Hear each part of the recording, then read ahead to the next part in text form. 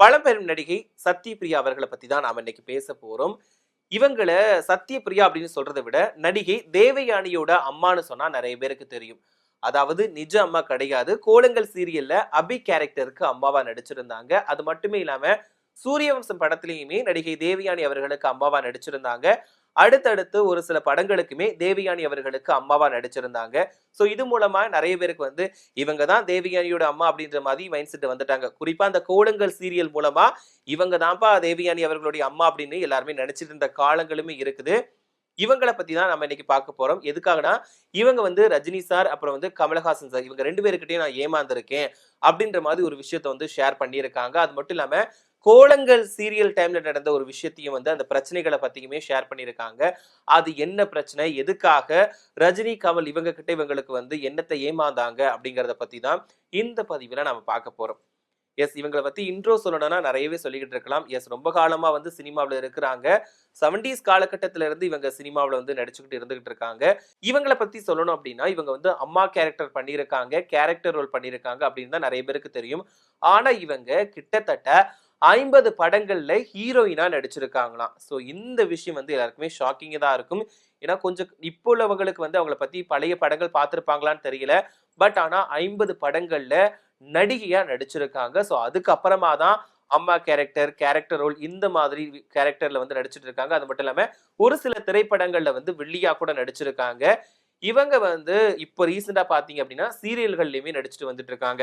கோலங்கள் serial வந்து 7 வருடங்கள் ஓடுச்சு. அந்த சீரியல்ல வந்து தேவயானி அவர்களுக்கு அம்மாவா நடிச்சிருந்தாங்க. அந்த டைம்ல எல்லாருக்குமே ஒரு புடிச்சவங்களா தான் இருந்தாங்க. இப்ப ரீசென்ட்டா பார்த்தீங்க அப்படின்னா, எதிர்நீச்சல் அப்படின்ற சீரியல்ல நடிச்சுட்டு வந்துகிட்டு இருக்காங்க. இதுல இவங்களோட கேரக்டர் வந்து கொஞ்சம் இரிட்டேட் பண்ற கேரக்டர்ன்னு கூட சொல்லலாம். அதாவது அங்க மருமகளுக்கு வந்து சப்போர்ட் பண்ண மாட்டாங்க. எப்பவுமே மகன்களுக்கு தான் சப்போர்ட் பண்ணுவாங்க. இவங்கள பார்த்தாலே நெறைய பேருக்கு கோவம் தான் வரும் அப்படின்ற லெவலுக்கு தான் இவங்க இருக்கிறாங்க. அவங்களோட கேரக்டர் அந்த நாடகத்துல அப்படி இருக்குது அப்படின்றதுனால தான் எல்லாருமே வந்து எரிஞ்சு விழுறாங்கன்னு சொல்லலாம். பட் இருந்தாலுமே இவங்களோட நடிப்பு அப்படிங்கிறது எல்லாருக்குமே ரொம்ப பிடிக்கும். கிட்டத்தட்ட நீண்ட காலங்களா சினிமாவுல இருக்காங்க. அதுவும் இல்லாம அவங்க தன்னால முடிஞ்ச விஷயங்கள நடிச்சுக்கிட்டு தான் இருக்கிறாங்க. அப்படின்ற விஷயத்த நம்ம பார்க்க வேண்டியதா இருக்குது. 1975ஆம் ஆண்டு வெளியான மஞ்சள் முகமே வருக அப்படின்ற திரைப்படம் மூலமா தான் சினிமாவுல கதாநாயகியா அறிமுகமானாங்க சத்யபிரியா. அடுத்தடுத்து ஹீரோயினா நடிச்சாங்க. அதுக்கப்புறமா தான் மற்ற ரோல்கள்ல நடிக்க ஆரம்பிச்சாங்க. அது மட்டும் இல்லாம ரஜினி அவர்களுக்கு அம்மாவா பாட்ஷா படத்துல நடிச்சிருந்தாங்க. இவங்க நான் கமல்ஹாசன் சார் கிட்ட ஒரு விஷயத்தினால ஏமாந்துட்டேன் அப்படின்ற விஷயத்த வந்து ஷேர் பண்ணியிருந்தாங்க. அது என்னன்னு பார்த்தீங்கன்னா, ஒரு டைம் ஷூட்டிங் டைம்ல வந்து கமலஹாசன் அவர்களுடைய வீட்ல ரிஹர்சல் போய்க்கிட்டு இருந்துச்சாம். அப்போ ஒரு ஆஸ்திரேலியா மூவி வந்துட்டு ரிலீஸ் ஆகியிருக்கு. அத பார்க்கறதுக்கு எல்லாரும் கிளம்பி போயிருக்காங்க. இவங்க கூட ஒரு 12 வயது சிறுமியுமே போயிருக்காங்க. அங்க தியேட்டருக்கு போன இடத்துல அந்த சிறுமிக்கு அலவுட் கிடையாது. சிறுமி வந்து அந்த படத்த பார்க்கறதுக்கு அலவுட் கிடையாது அப்படின்னு சொல்லிட்டாங்க. அதனால எல்லாருமே ஆசையா போனதுனால பரிதவிச்சுட்டு நின்னுட்டு இருக்காங்க. அப்போ கமலஹாசன் சார் என்ன பண்ணியிருக்காருன்னா, அப்போ நீங்க அந்த பொண்ண கூட்டிட்டு வீட்டுக்கு போங்க. நாங்க படத்த பார்த்துட்டு வரோம் அப்படின்னு சொல்லிட்டு படம் பார்க்க போயிட்டாராம். ஏன்னா, சத்யபிரியா அவர்கள் வந்து படத்த ரொம்பவே பார்க்கணும்னு ஆசையா போயிருக்காங்க. அந்த இடத்துல இந்த ஏமாற்றம் அவங்களால தாங்கிக்க முடியவே இல்லையாம்.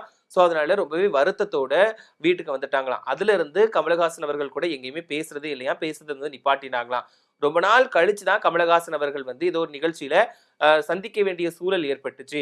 அப்போ கமலஹாசன் வந்து என்கிட்ட பேசினாரு. அதுக்கப்புறமா தான் நான் வந்து பேச ஆரம்பிச்சேன். அப்படின்ற விஷயத்த ஷேர் பண்ணியிருக்காங்க. இதுக்கப்புறம் ரஜினிகாந்த் சார் கூட எதுக்காக ஏமாந்தாங்க அப்படின்னு பார்த்தீங்க அப்படின்னா, இவங்க வந்து படையப்பா படத்துல ஃபர்ஸ்ட் நடிக்கிறதுக்கு ஒப்பந்தம் செய்யப்பட்டிருக்காங்க.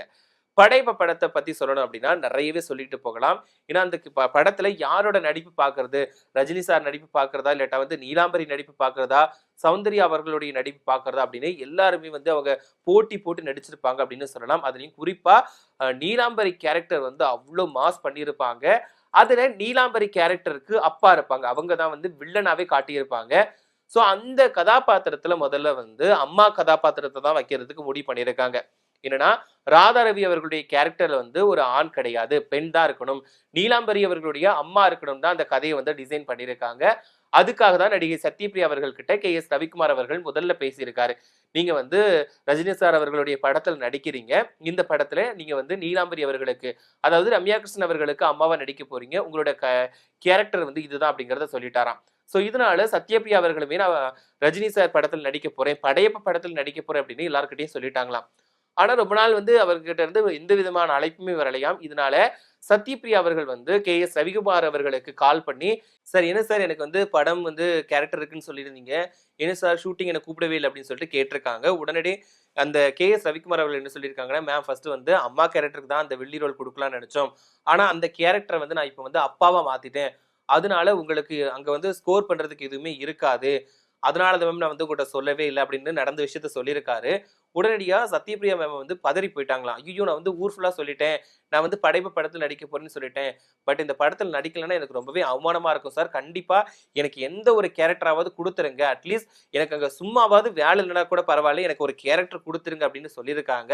அதுக்கு அப்புறமா தான் படைப்பு படத்துல அந்த ராதா ரவி அவர்களுடைய மனைவி கேரக்டர்ல, அதாவது நீலாம்பரியோட அம்மா கேரக்டர்ல நடிச்சிருப்பாங்க. இவங்களுமே வந்து கொஞ்சம் அந்த ரோல் வந்து அவ்ளோ பெருசா பேசப்படலனா கூட, இவங்களோட பங்களிப்புமே அந்த படத்துல இருக்கும். இவங்களுக்குமே டயலாக்ஸ்லாம் குடுத்திருப்பாங்க.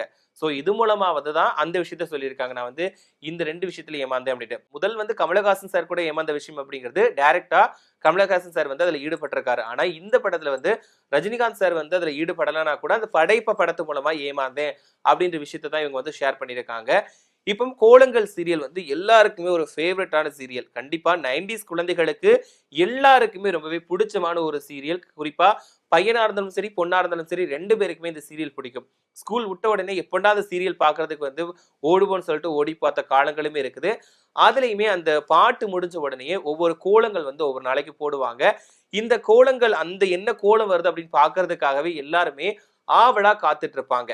சோ அது என்ன டெய்லி ஒவ்வொரு விதமான கோலங்கள் போட்டு எல்லாத்தையுமே மக்களை கவர்றதுக்காக ஒவ்வொரு விதமான கோலங்கள் போடுவாங்க.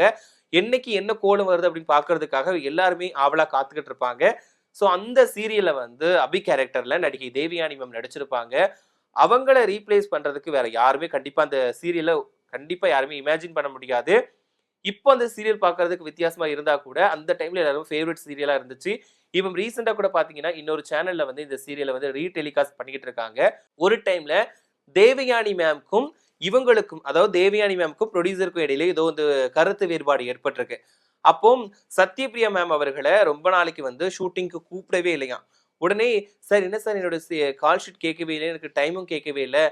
என்னோட டேட் எதுவுமே நீங்க கேட்கவே இல்லையே" அப்படின்னு கால் பண்ணி கேட்டப்போ, "இல்ல மேம் இதுக்கப்புறம் இந்த சீரியல்ல வந்து இவங்க கிடையாது. தேவயானி மேம் கிடையாது. அதுக்கு பதிலா வேற ஒரு நடிகை நடிக்க போறாங்க. அது வந்து கௌசல்யா மேம் நடிக்க போறாங்க. அதுக்கான பேச்சுக்கள் வந்து நடந்துகிட்டு இருக்கு" அப்படின்னு சொல்லியிருக்காங்க. உடனே ஷாக் ஆயிட்டாங்களாம் சத்யபிரியா மேம். "சார் என்ன சார் சொல்றீங்க? என்னாச்சு?" அப்படின்னு கேட்கும்போது, "இல்ல மேம் புரொடியூசருக்கும் அவங்களுக்கும் ஒரு பிரச்சனை. அதனால தான்" அப்படின்னு சொன்ன உடனே, "இருங்க நான் வந்து தேவயானிட்ட பேசுறேன்" அப்படின்னு சொல்லிட்டு உடனடியா தேவயானி மேம்க்கு கால் பண்ணி பேசுனாங்களாம். என்ன ஆச்சு அப்படின்னு சொல்றப்போ, தேவயானி மேம் நடந்த விஷயத்த சொல்லியிருக்காங்க. "சரி இதெல்லாம் இப்படிதான் இருக்கும். இந்த மாதிரி பண்ணா மட்டும் தான் முடியும்" அப்படின்னு இவங்க வந்து ஒரு சில விஷயங்கள சொல்லியிருக்காங்க. அதுக்கப்புறமா தான் தேவயானி மேம் வந்து ஓகே அப்படின்னு சொல்லியிருக்காங்க. உடனடியா சத்யபிரியா மேம் வந்து, "சரி ஓகே இப்ப நீ நார்மல் ஆயிட்டியா? நான் வேணா உனக்கு அவங்கள பேச சொல்லவா?" அப்படின்னு கேட்டிருக்காங்க. உடனடியா தேவயானி மேமும் ஓகே சொல்லியிருக்காங்க. அதுக்கப்புறமா சத்யபிரியா மேம் வந்து அங்க டீம் கிட்ட பேச சொல்லி, அதுக்கப்புறமா தான் மறுபடியுமே கோலங்கள் சீரியல்ல தேவயானி மேம் வந்து நடிக்கிறதுக்கு தொடர்ந்து நடிச்சிருக்காங்க. ஸோ அதனால தான் இந்த ஒரு சீரியல் வந்து ஒரு வெற்றி பெற்ற சீரியலா அமைஞ்சது. அது மட்டும் இல்லாம கிட்டத்தட்ட 1 இல்ல 2 இல்ல 7 வருடங்கள் ஓடி ஒரு மெகா ஹிட் சீரியலா வந்து எல்லாருக்கும் ஒரு புடிச்சமான சீரியலா அமைஞ்சிருந்தது. அதுக்கு ஒரு காரணமா வந்து சத்யபிரியா மேம் வந்து இருந்திருக்காங்க அப்படின்ற விஷயத்த வந்து அவங்க ஷேர் பண்ணியிருக்காங்க. ஸோ இது மட்டுமே இல்லாம இவங்க வந்து ரஜினிகாந்த் அவர்களுக்கே அம்மாவா நடிச்சிருக்காங்க. அது ஒரு பத்தியும் ஒரு விஷயத்த சொல்லியிருந்தாங்க. என்னன்னா, இப்போ எல்லாருமே நடிகர்கள் வந்து நடிகைகள் குறிப்பிட்ட காலங்கள் வந்து ஹீரோயினா நடிக்கிறாங்க. ஆனா அதுக்கப்புறமா அவங்களுக்கு வந்து அம்மா கேரக்டர், அப்புறம் இந்த சைடு ரோல், அப்புறம் வந்து அண்ணி கேரக்டர், கெஸ்ட் ரோல் இந்த மாதிரி தான் குடுக்குறாங்க. அதுலயும் பெரிய பெரிய ஹீரோக்களுக்கு அம்மா கேரக்டருக்கு வந்து குடுக்குறாங்க. அதுக்கு காரணம் என்ன தெரியுமா? அப்பந்தான் ஹீரோக்களுக்கு வந்து வயசு கம்மியான மாதிரி மத்தவங்க ஏத்துப்பாங்க. ஏன்னா, எனக்கும் ரஜினி அவர்களுக்குமே 5, 6 வயசு டிஃபரன்ஸ் இருக்கும். நான் அவங்களுக்கு அம்மா கேரக்டர் பண்றப்போ அவரோட ஏஜ் வந்து கம்மியா காட்டுற மாதிரி ஃபீலா இருக்கும். அதனால தான் இந்த மாதிரி சூஸ் பண்றாங்களோ அப்படின்னு எனக்கு தோணுது. அப்படின்ற மாதிரியுமே இவங்க பேசியிருக்காங்க. இப்ப பார்த்தீங்கன்னா, இவங்க அந்த அந்த படங்கள் நடிச்ச காலங்கள்ல இருந்து இப்ப வரைக்குமே நடிச்சுக்கிட்டு தான் இருக்கிறாங்க.